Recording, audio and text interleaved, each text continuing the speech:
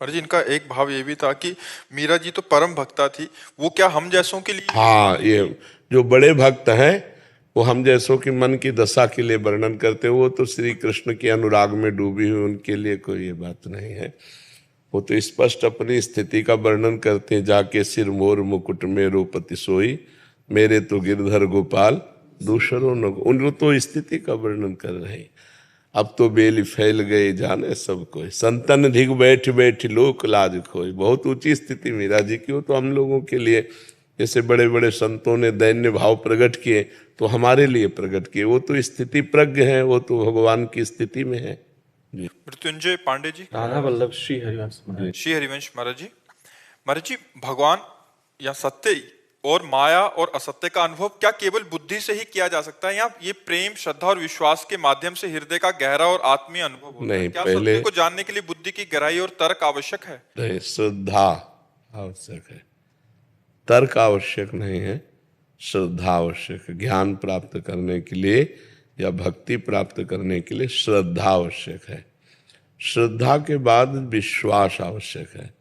विश्वास जब हो गया तो प्रतीति में विश्वास होता है ना, और विश्वास के बाद जो ज्ञान प्राप्त होता है वो भगवत प्राप्ति है।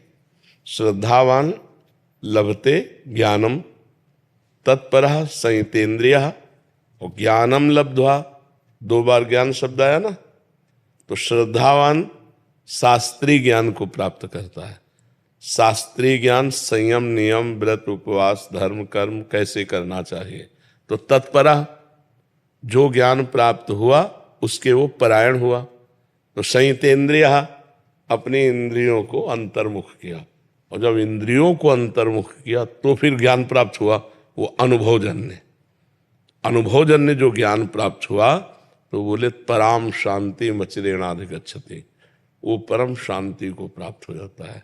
श्रद्धावान लभते ज्ञानम तत्परः संयतेन्द्रियः ज्ञानम लब्ध्वा पराम शांति मचिरेणाधिगच्छति। भक्ति में भवानी शंकरो वंदे श्रद्धा विश्वास रूपिणो, याभ्याम बिना न पश्यन्ति सिद्धा स्वांतः स्थमीश्वरम।